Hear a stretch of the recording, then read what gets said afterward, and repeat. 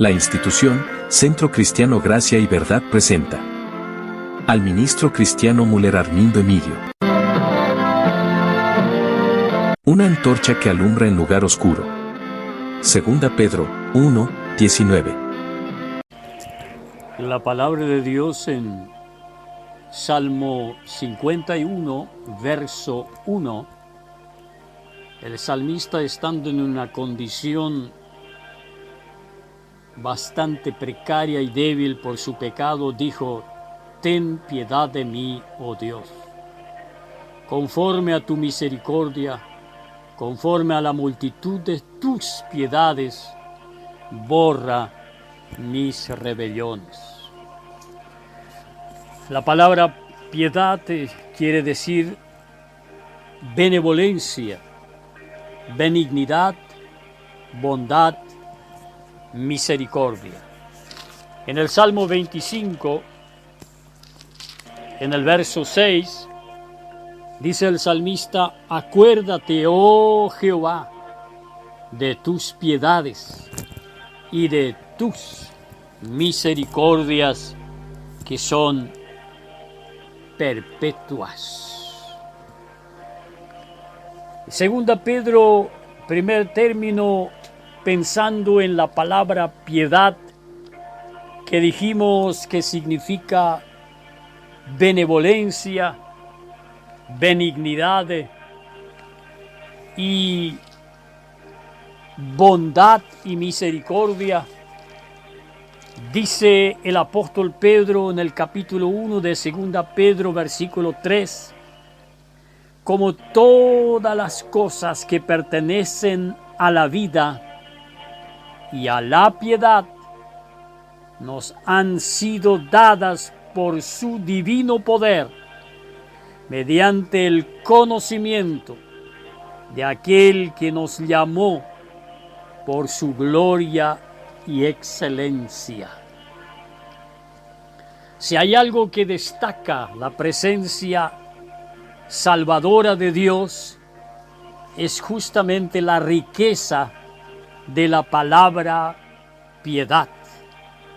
En segundo lugar, dice el apóstol San Pablo en primera Timoteo, en el capítulo 2, versículo 2, que debemos de orar y hacer oraciones y rogativas, peticiones en acciones de gracia por todos los hombres, y en ese caso por los reyes o presidentes y por todos los que están en eminencia, para que vivamos quieta, reposadamente, en toda piedad y honestidad,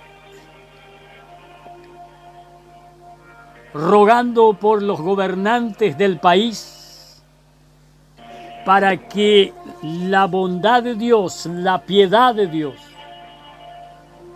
dirija su mente, su corazón, su espíritu, y que pueda entonces todo un país tener una vida reposada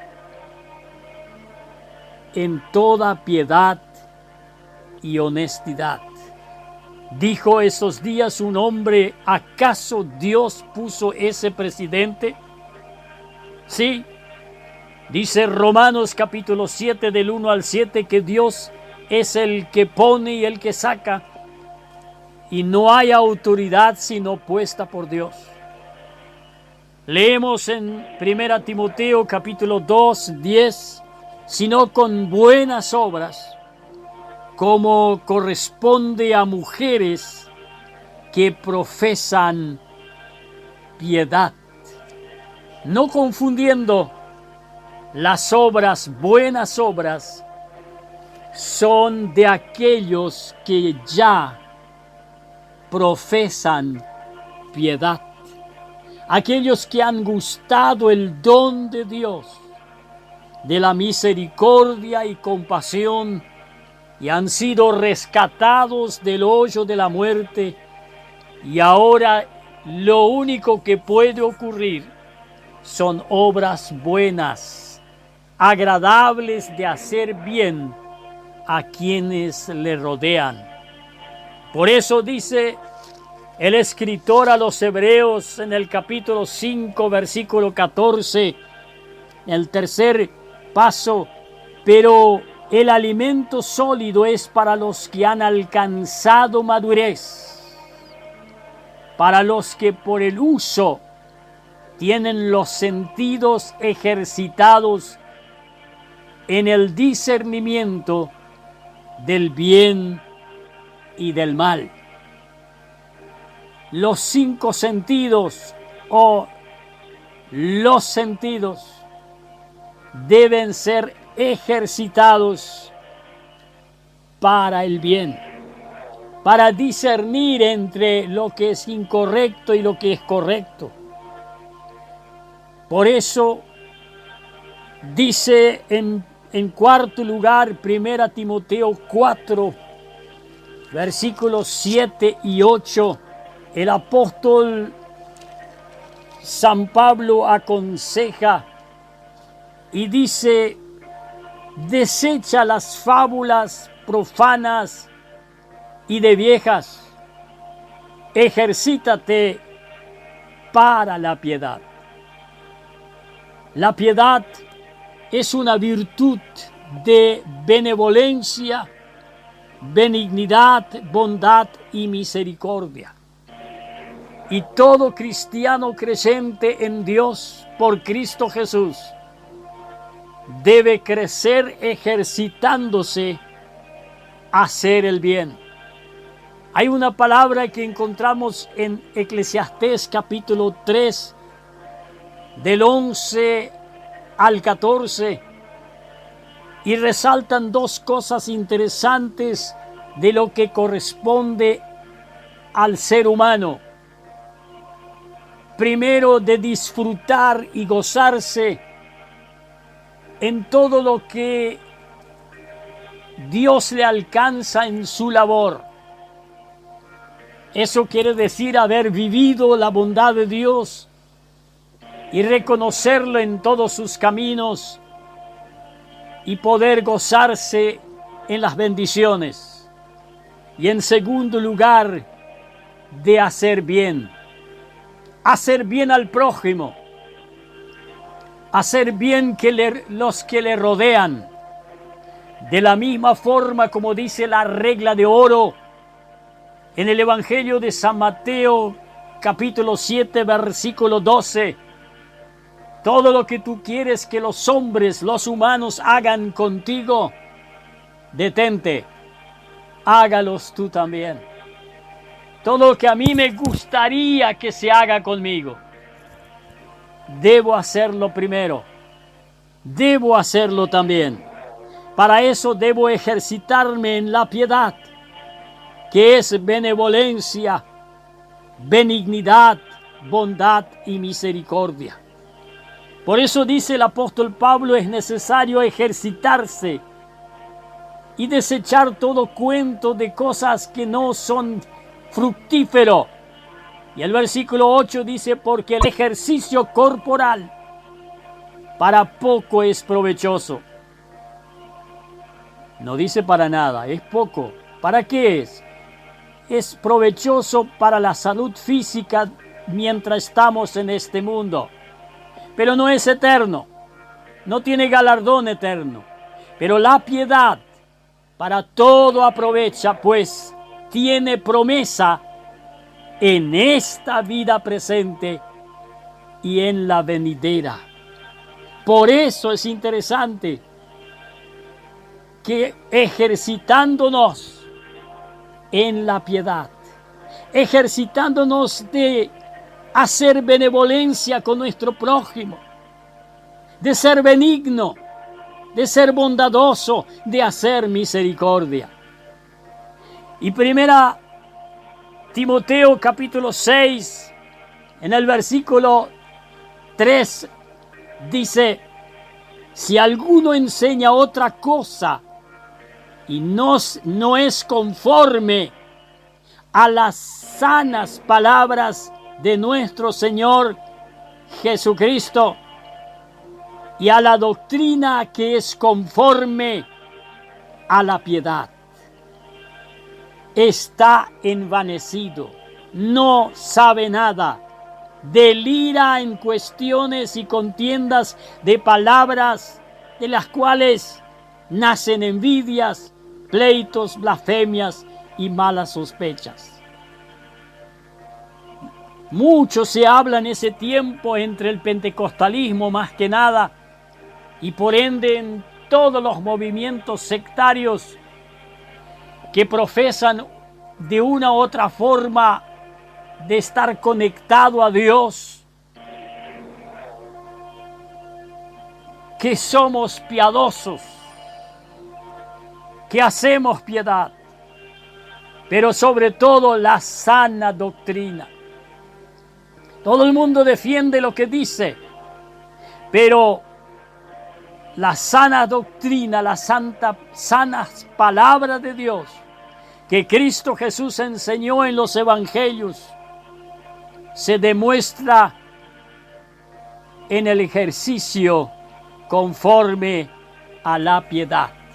Si usted escucha predicar un predicador, dice el apóstol San Pablo en 1 Corintios 14, 29, después de haber escuchado 2 o 3 ministros, la iglesia, el pueblo reunido, juzgue lo que ha dicho y cuál es el resultado de su conducta de la fe.